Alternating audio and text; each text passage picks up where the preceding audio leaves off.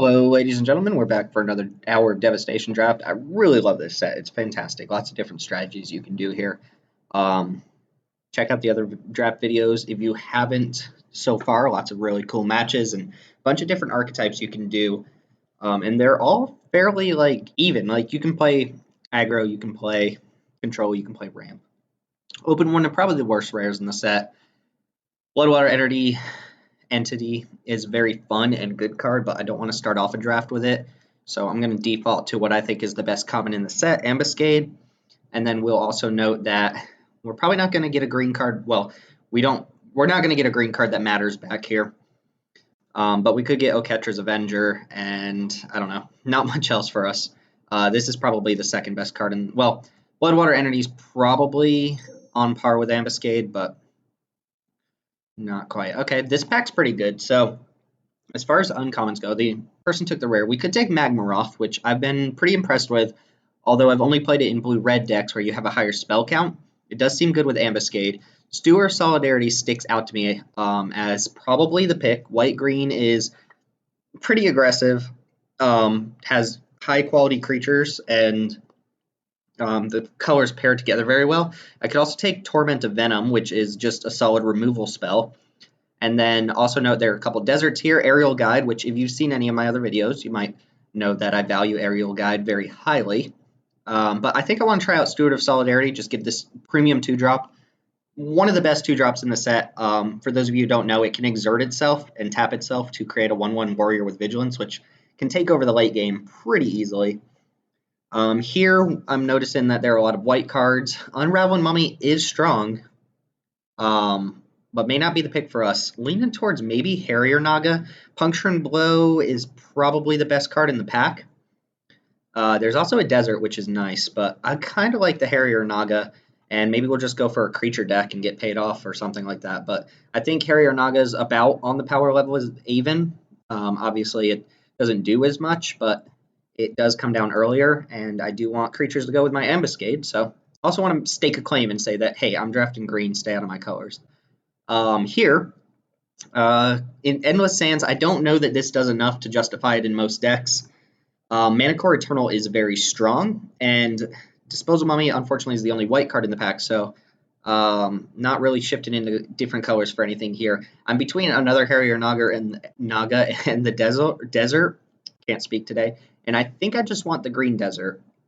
Again, if you've seen any of my other videos, you know I highly value cycling lands. The deserts are just fantastic addition to any deck. I try to get around 3 of them, and you don't get punished too often by them coming in to play tapped, or at least the times where it rewards you to have a cycling land are way, way more frequent than the times where you get punished for having a tap land in your deck. This is a decent start. Again, I don't have to necessarily force white. It does look like I'm very heavily leaning towards green. I have 2 pretty solid cards, but we shall see. And if something looks really open to us, then we can shift. Leave to Chance. I don't know who Chance is or why we have to leave anything to him, but we're going to leave that card to Chance. So what this does is you can bounce any number of permanents back to your hand for 2 mana, which saves it from I don't know. I haven't actually tried this card, and I'm as weird as it sounds, I'm interested in perhaps trying it, but I think I'm gonna stick to what I got. Maybe the Solitary Camel is the pick here. It's better than the other 2 white creatures or the white cards, and my other option is the Desert. But I think I would rather have the Camel. No, Camel's also very good with Ambuscade and Swarm Intelligence. Oh no, no, boo boo, no. All right, now we're between Aven and Sidewinder Naga. Again, not seeing like a real reason to shift into a different color, even though that's the second Aerial Guide. I think here, Sidewinder Naga's, I think, a little bit worse than you would think. Like a 4/2 would trample for 3 is, a fine rate, but it trades down very easily. Even if it does get a little bit of damage in, I think I'm going to go for the Aven here. And I should not be hurting for 3 drops for the most part. I don't love the Aven. I don't think it's like a premium common, but I like having at least one in my deck, even though most of the time I don't think I'd play 2. And looking solid so far. A couple more removal spells, a couple more early game. When you're playing white-green, you really want things to go with Exert. Right now I only have 1 Exert creature, but White-green's archetype, so to speak, is supposed to be like primarily exert creatures. So you see cards like Dauntless Haven really doing work in that particular color combination.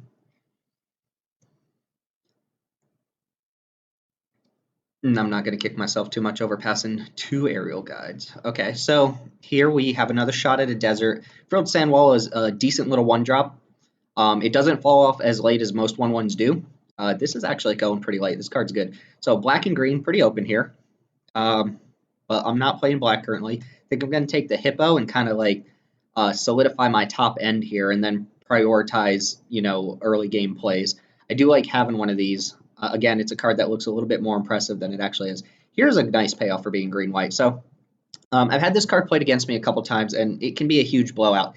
The first part, for 1 green at sorcery speed, you give a creature +X equal to the number of creatures you control and against trample. And then for 2 mana from the graveyard, you can tap 2 of your opponent's creatures and give all your guys vigilance. So obviously showcasing exactly what green-white wants to do. And I'm going to take it here, followed by a pretty mediocre 4-drop. This is the pack we opened. The green card came back. Nissa's defeat is not the defeat you want to come back to you. It's just not very good. And I think between these 2 creatures, the Steadfast Sentinel is a little bit better, even though I'm hoping to cut that by the time we get to it. Not to mention, like, there you go with the Servants anyway. Black is super open. We are going to take Frilled Sandwall, and there's a good chance that we play it. Beautiful Servants. Beneath the Sands just isn't very good, and I don't think we need to play it. I'll go and play the creature here. Ooh, Harrier Naga came back. That's very good. Solid little 3-drop. 3 mana, 3/3. Good card. Same thing I said about Marauding Bone Slasher. 3 mana, 3/3s match up fairly decently in this format. There are some formats where they're not as good, like Kaladesh is one that stands out to me. We'll take this. Could possibly play it if we're super aggro. If we get a bunch of little 2-drops and stuff, and maybe like Trial of Solidarity, then this card goes way up in value because it can just come out of nowhere to tap creatures down. But it kind of does the same thing that Appeal to Authority does. Slightly worse, but it does cycle for a white. Now we're looking for maybe like one more top-end creature. I would love something like a Sifter Worm. And then we're just trying to fill out the curve with removal and creatures. Not that creature, though. It's not really what we want. Okay, and full arts. That's also part of the plan. All right, here, oh, geez.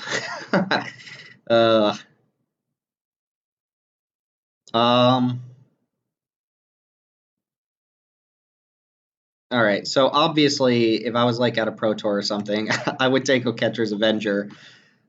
Scorpion God's the pick for me, though. I don't know if this is actually worth any tickets or anything, but that's. Can I pass that? I'm not playing it. There's no way I'm playing it. Although I am playing green, I could get Fixin' for it, but that seems super greedy. It's not as good if you can't activate the ability over and over. God, why couldn't that be pack 1? Somebody next to me is going to get paid off. I think I just take Oketra's Avenger here, though. That feels sad. If I was one of the colors, I would definitely do it, but being neither of the colors is very sad. In fact, we're the 2 colors that none of the gods have. All right, you're welcome, whoever's sitting to my left. You are welcome. All right.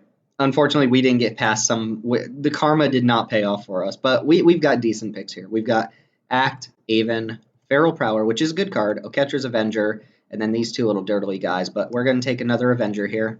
Just attacks very well. God, what do you guys think? What do you guys think? Was I wrong? Was I right? Okay, so. Oh, man. All right. Lots of good stuff here. I think we'll wheel one of them. We wheeled the Harrier Naga in the first pack, so I don't think I have to take that. Not going to play a second Frilled Sandwalla. And sometimes these decks, they do lack card advantage, so I like Sunset Pyramid. You're probably sensing a theme with the Sunset Pyramid where I just have it in every single draft because I value it. Ooh, Sifter Worm. Yes, yes, yes. Oh, baby. What is that? Okay, that's the karma paying off. At least green is open for us, right? There's an open fire in this pack, too. God, whoever got that. Oh, my God, I can't believe it. That's pretty absurd to open a god and pass it like that. But I can't take it. Like, I don't know. Oh, Catcher's Last Mercy. That is a card to think about. So what this does is it puts your life total back to 20, but the downside is you don't untap next turn. And I don't think it's worth it. I would rather just have one of these solid cards here. I think I am going to take Dauntless Aven because of how good it is with my Oketra's Avengers. Even though I'd be happy to get one of these back if I could. Claim to Fame. Doesn't do much. Gift of Strength, another Sentinel, Survivor's Encampment, and that's about it for us. Well, I don't even like the first Sentinel. Life Goes On is not a card. And Survivor's Encampment, unfortunately, the ship has sailed on that. I don't have, like, anything I need to force Desert Payoffs for. So we'll take a Mediocre Combat Trick. This untaps, doesn't it? No, it doesn't untap. It gives +3/+3 and Reach. So it's like an expensive Giant Growth. I like it a little bit less than Active Heroism, but you see what we're trying to do here is just beat down. I would like a better 4-drop. I'm not a big fan of either of these creatures, although I would definitely cut Servants before I cut Steadfast Sentinel. The Eternalized values here. I don't want to play this at all, and currently not interested in playing the Servants. This is shaping up nicely, though.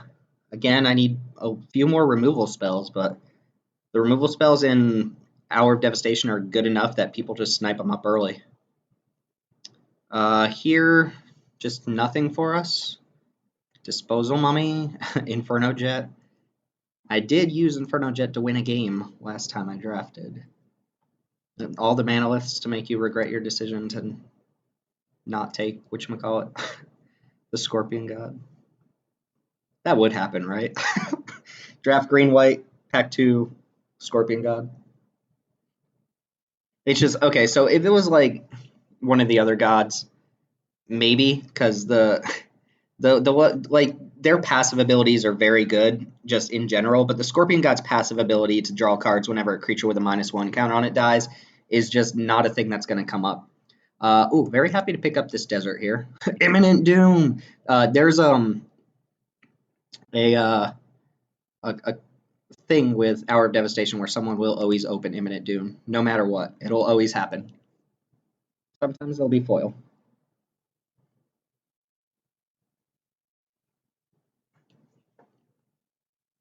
I don't even, you would have to do so much work to try and make that card playable, and you would still just have to draw perfectly for it to do anything.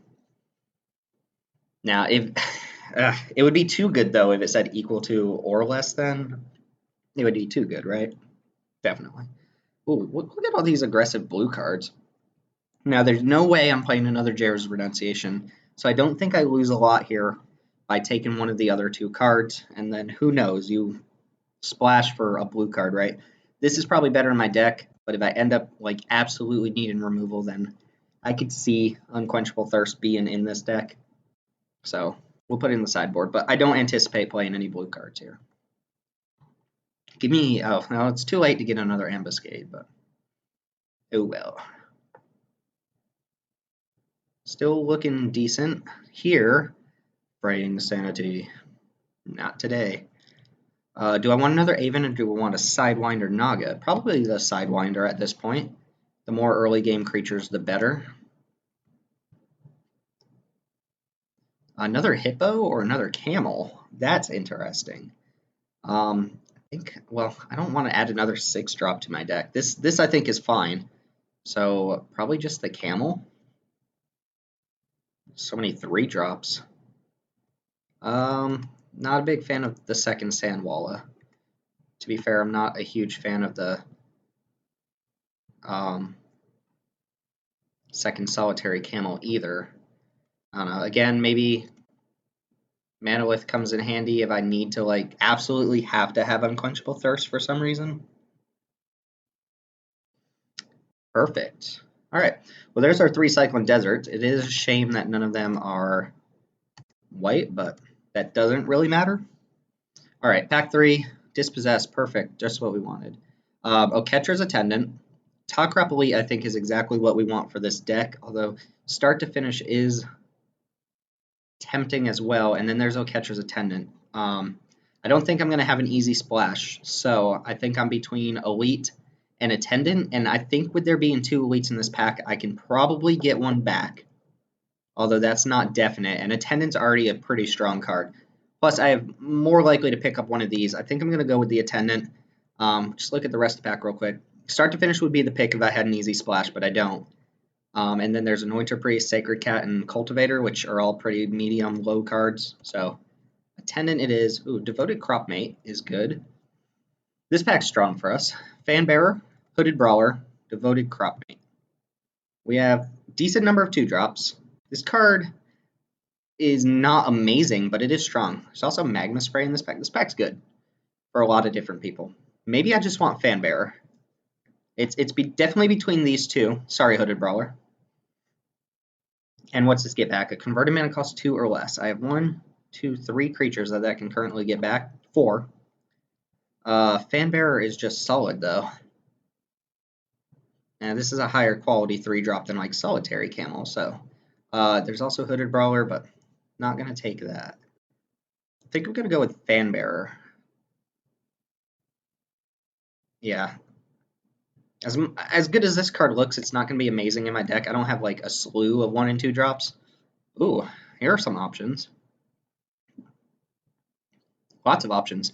So Serpapard is very likely going to be my pick, even though double green's annoying.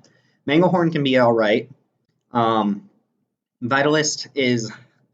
I would play Vitalist in my deck, and I would also play Unwavering Initiate, and then Sting and Shot would be just absolute last pick. So I'm hoping to get back Initiate, Manglehorn, or Naga Vitalist from this pack, but I'm going to go and take Serpapard. It's good against more control and decks. Yes, the payoff. All right. There are also other good cards in this pack, though. Exemplar of Strength, Ret, Crop Spearmaster, and Hooded Brawler. I'm probably going to get Spearmaster back. I don't think I want to play Seraph of the Suns. It's a little too expensive. I don't want another 7. But I'm going to take the Champion. This card's strong. Just lets you untap all of your other creatures, so I can exert my Avengers as much as I want, basically. I guess I don't have a lot of Exert synergy. But I do like this. Exemplar of Strength is a consideration here, but I'm not going to take it at the moment. They just want me to play Hooded Brawler, but I think I'm going to go with Vizier of Deferment here. And there's the Gifted Paradise to splash your Scorpion God. Just kick you in the face. There's some mediocre combat tricks. All 3 of these are whatever. There's no way I'm getting Hooded Brawler back, but I like the flexibility of Vizier, although Hooded Brawler does have a lot of upside with what I currently have going on here. Maybe Hooded Brawler is a better card to pick. I don't think either of them will come back. Just there's a lot of low-quality cards in the pack. If somebody else is green, they're going to take Hooded Brawler before this. Yeah, I think I'm actually going to go Hoodie B. Get in the deck. Get in the deck. This is the 4th Hooded Brawler. All right, now do I want Devoted Cropmate over a second Hooded Brawler? And I think the answer might be yes. It's just a good advantage, good card advantage card. Undo Ordinary Kudu is fine too, but I think I'm going to take this over the second Hooded Brawler, even though if I just want to be attacking, Hooded Brawler is better. This lets me trade off nicely, though. Yeah, let's go with the Cropmate.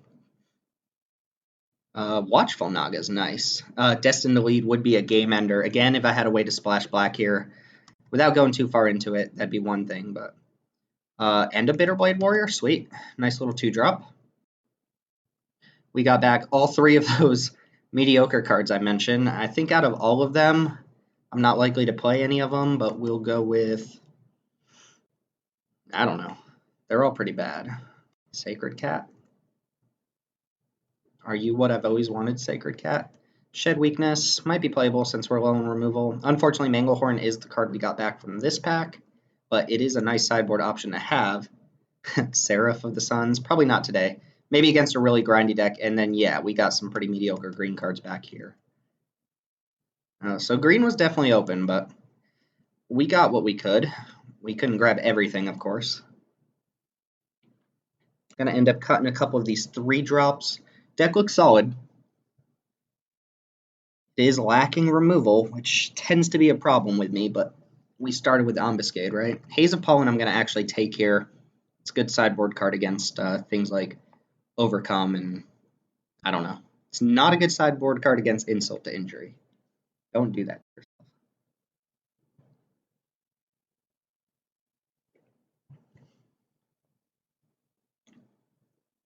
Mm-hmm. Okay. Sacred Cat definitely out. I think I like taking Shed Weakness out because I do have Gift of Strength, so I don't think I'm going to need it. And then obviously the thing staring me right in the face here is I have a lot of 3-drops, so I can cut a couple. Spidery Grasp, not going to make the cut. I think, so I have to decide between the second Solitary Camel and a Sidewinder Naga, and I think the Camel just doesn't make the cut there. The one thing I don't like about Frilled Sandwall is it's a very bad top deck late in the game, so that's probably going to go away. And then I'm also looking at Jero's Renunciation, because this is so low impact if I fall behind or I'm on the draw or something like that. I like this deck a lot. It looks really good. So if I were to cut these two, that would put me at 24 playables. Question is whether or not I want to play 17 lands in this deck when I have a 7-drop and possibly a 6-drop I want to be casting. And also, is Sandwalla better than Steadfast Sentinel? This card just seems so mediocre. I'm going to try Renunciation in this deck. I think it could be a good out to an opponent who can clog up the board. I think I'm going to cut Steadfast Sentinel. And I do think I'm just going to play 16 lands, but that might be a little greedy. Could play Manolith too, just as a means of ramping. I have no other way to really ramp ahead, so I have to naturally hit land drops to get to Sifter Worm. Alright, so it's got to be either Sandwalla or Renunciation going here. I'm going to go with Sandwalla just because of how bad it is as a top deck later in the game. And I think this is what we're going to play with. Seems solid. I have 1, 2, 3, 4, 5, 6, 7, 8 Exert creatures that work with Dauntless Haven, which is nice. And then my goal here is kind of to use Appeal to Authority as my win condition and just slam my opponent with big creatures. But it does feel a little awkward that I don't have a lot of removal in my deck. Note that a lot of my stuff does cycle in the top end, but this looks solid. 16 might be greedy here, but I'm going to do it. Looks like about an even split. Imagine this deck with a random Scorpion God. Okay, so very heavy in green, but most of that's late game stuff. So we're going to go 8-8. As usual, that's my typical numbers here. And I could play 17 lands, but Desert of the Indomitable, I have 3 of those, so it's kind of like some floodish turns, which is nice. Go and add those to my deck. And did I miss one? Yes, I did. I am considering this Manolith. I have 5 and 6 drops, but I don't have many. And I have a few sideboard options, but not a lot. Haze of Pollen, Disposal Mummy, stuff like that. So we're going to go ahead and run this and see if we can get into some trouble with it, and hopefully we don't play against the guy we shipped all the good black cards to. Blue cards, for that matter. See you there.